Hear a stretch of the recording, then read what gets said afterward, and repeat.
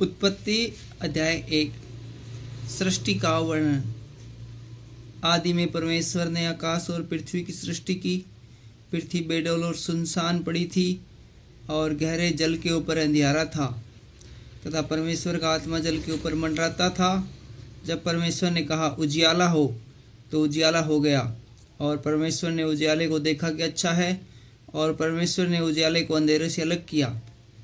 और परमेश्वर ने उजियाले को दिन और अंधियारे को रात कहा, तथा सांझ हुई फिर भोर हुआ। इस प्रकार पहला दिन हो गया। फिर परमेश्वर ने कहा, जल के बीच एक ऐसा अंतर हो कि जल दो भाग हो जाए। तब परमेश्वर ने एक अंतर बनाकर उसके नीचे के जल और उसके ऊपर के जल को अलग किया, और वैसा ही हो गया। और परमेश्वर ने उस अंतर को आकाश कहा, तथा सांझ हुई फिर भोर हुआ। इस प्रकार दूसरा दिन हो गया। फिर परमेश्वर ने कहा, आकाश के नीचे का जल एक स्थान में इकट्ठा हो जाए और सूखी भूमि दिखाई दे, और वैसा ही हो गया। परमेश्वर ने सूखी भूमि को पृथ्वी कहा, तथा जो जल इकट्ठा हुआ उसको उन्हें समुद्र कहा।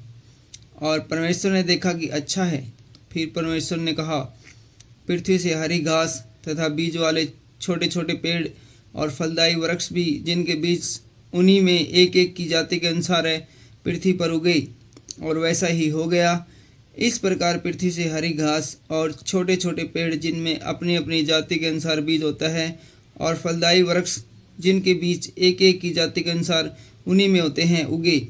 और परमेश्वर ने देखा कि अच्छा है, तथा सांझ हुई फिर भोर हुआ। इस प्रकार तीसरा दिन हो गया।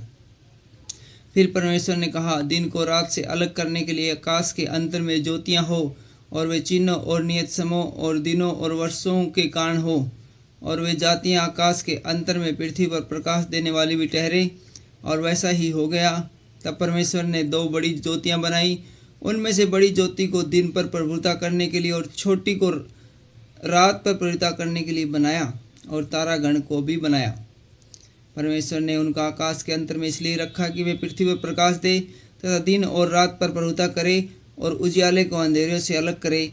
और परमेश्वर ने देखा कि अच्छा है, तथा सांझ हुई फिर भोर हुआ। इस प्रकार चौथा दिन हो गया। फिर परमेश्वर ने कहा, जल जीवित प्राणियों से बहुत ही भर जाए, और पक्षी पृथ्वी के ऊपर आकाश के अंतर में उड़े। इसलिए परमेश्वर ने जाति जाति के बड़े बड़े जल जंतुओं की और उन सब जीवित प्राणियों की भी सृष्टि की, जो चलते फिरते हैं, जिनसे जल बहुत ही भर गया। और एक एक जाति के उड़ने वाले पक्षियों की भी सृष्टि की। और परमेश्वर ने देखा कि अच्छा है। और परमेश्वर ने यह कह के उनको आशीष दी, फूलो फलो और समुद्र के जल में भर जाओ, और पक्षी पृथ्वी पर बढ़े। तथा सांझ हुई फिर भोर हुआ। इस प्रकार पांचवां दिन हो गया। फिर परमेश्वर ने कहा, पृथ्वी से एक एक जाति के जीवित प्राणी, अर्थात घरेलू पक्षी और रेंगने वाले जंतु और पृथ्वी के वन पशु जाति जाति के अनुसार उत्पन्न हो, और वैसा ही हो गया। इस प्रकार परमेश्वर ने पृथ्वी के जाति जाति के वन पशुओं को और जाति जाति के घरेलू पशुओं को और जाति जाति की भूमि पर रेंगने वाले सब जंतुओं को बनाया। और परमेश्वर ने देखा कि अच्छा है। फिर परमेश्वर ने कहा, हम मनुष्य को अपने स्वरूप के अनुसार अपनी समानता में बनाएं, और वे समुद्र की मछलियों और आकाश के पक्षियों और घरेलू पक्षियों और सारी पृथ्वी पर और सब रेंगने वाले जंतुओं पर जो पृथ्वी पर रेंगते हैं अधिकार रखे।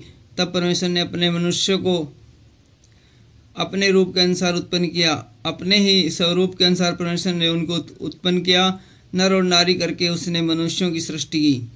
और परमेश्वर ने उनको आशीष दी और उनसे कहा, फूलो फलो और पृथ्वी में भर जाओ, और उसको अपने वश में कर लो, और समुद्र की मछलियों तथा आकाश के पक्षियों और पृथ्वी पर रेंगने वाले सब जंतुओं पर अधिकार रखो।